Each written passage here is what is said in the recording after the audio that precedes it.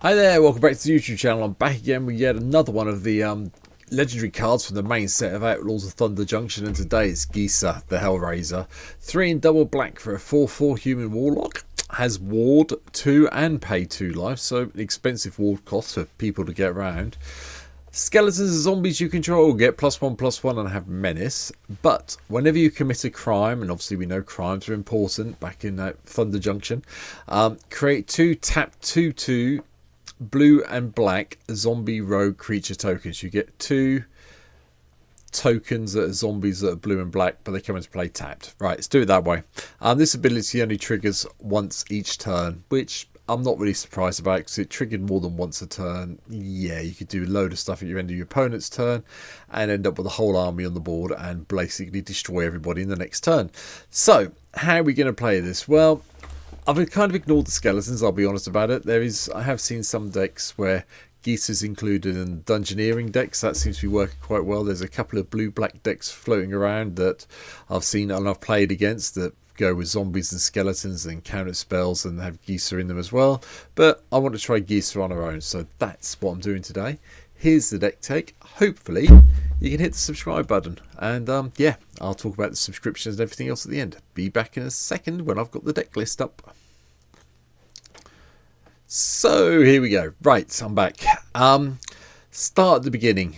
Deck cost about $367 at current prices. Well, 52 cents as well.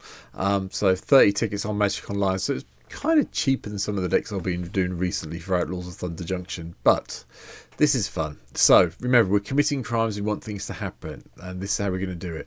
Champion the Perish isn't going to commit any crimes, but it is going to get bigger when zombies come in. The Festering Goblin and the Festering Mummy will both commit crimes when they die, because they'll give a creature a -1/-1. So, you know, hopefully we'll play them with Gisa in play. Blood Artist lets us choose who gets to take the damage when a creature dies. Notice it's a Blood Artist or another creature dies. It doesn't matter whose creatures die. If something gets killed off in someone else's turn, you can ping someone and commit the crime and get your little zombies off Gisa when this is in play. So keep it there. The Gatekeeper of Malachi gives us a way of committing a crime on a creature by paying the kicker cost. Jadal, the Ghoul Caller of Nephilia, just gives us a black 2/2 zombie with decay. Can't block, but might as well have an extra zombie coming into play. Priest of the Forgotten Gods lets us sacrifice 2 of our creatures, and then any number of target players each lose 2 life and sack a creature, and we get to add some black and draw a card. So another way to target. Things to pump up our zombies come next. We've got Cemetery Reaper. We can exile target card from a graveyard, which is a crime as well, don't forget. So, you know, hey, we get another way of doing a couple of zombies, hopefully. Death Baron gives all our zombie creatures, skeleton creatures, and other zombie creatures you control +1/+1 and Death Touch. So another way of bumping them up. Fleshbag Marauder helps us get rid of things that are annoying us.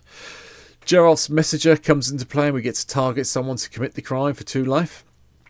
Headless Rider lets us get more zombies as other non-token zombies or other non-token zombies you control dies, and we get a zombie token. We have a few, you know, like Geralt's Messenger.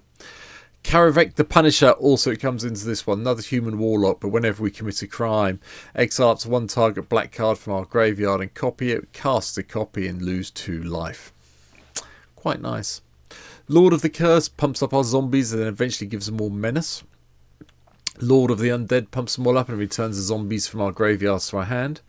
Loyal Subordinate has menace as a 3/1, is weak. However, you've got Gisa in play, then you play your Loyal Subordinate in the next turn. It does mean each opponent will lose 3 life at the beginning of your combat. So, yeah, it's pretty good from that point of view. Midnight Reaper, whenever a non-token creature we control dies, we take 1, draw a card. Murderous Rider doubles up as a bit of life gain and a removal spell, so committing crimes.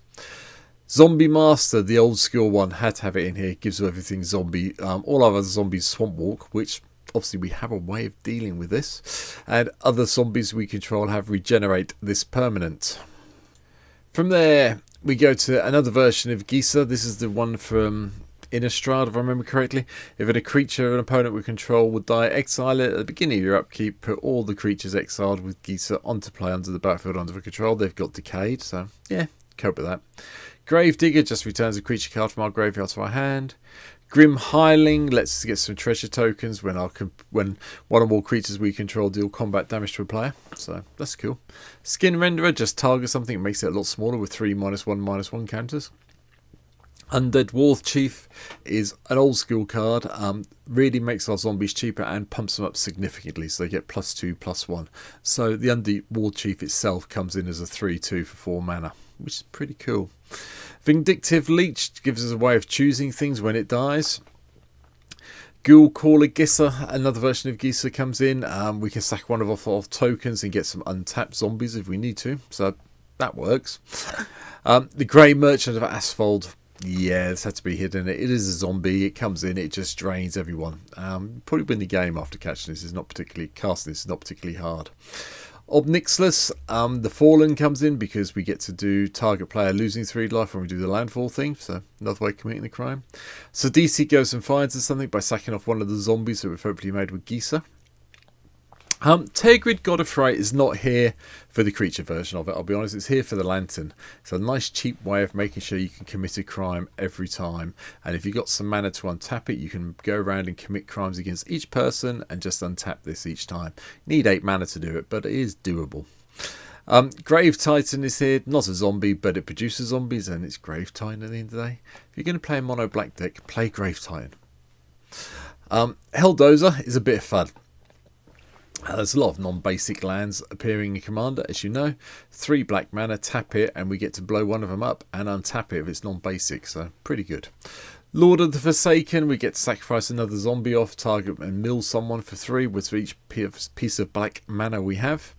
And Rakisha the Debaser, a nice way of committing crimes, because whenever it attacks we get to put a defending card.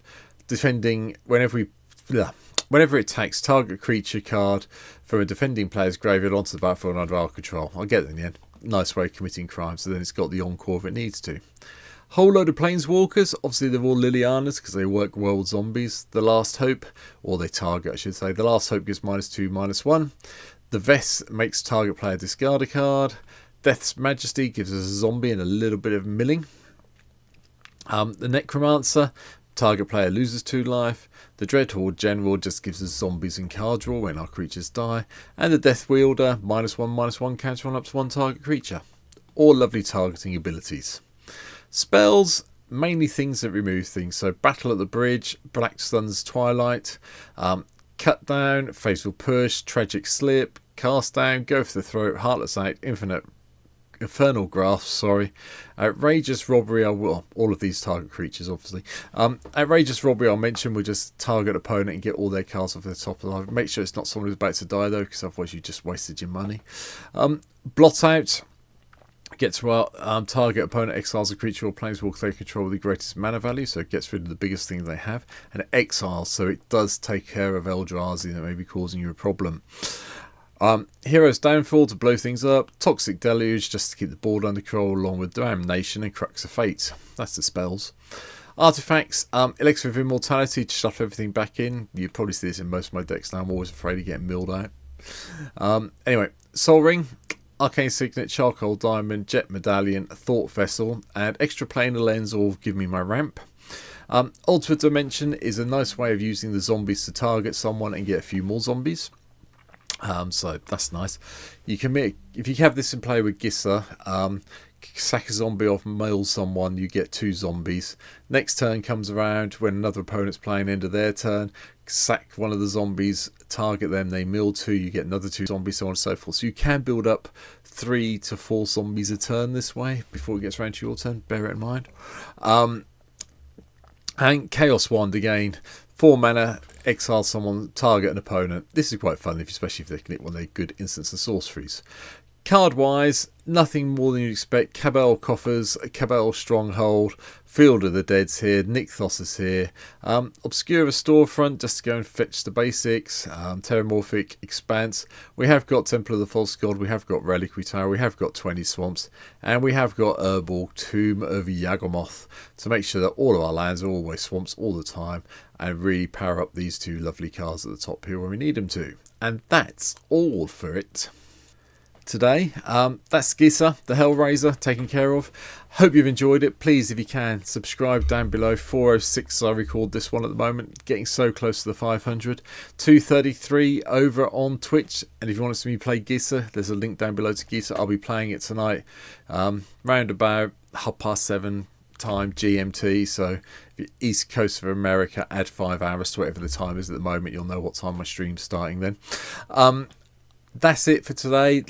Tomorrow is going to be a stream replay from last Sunday's stream where we played a couple of the decks. It's a long stream. I'm trying to learn to use YouTube a little bit better to break down the game. So if not, they'll be check the description. I'll tell you where the games start. But hopefully I'll be able to work out how to do it all.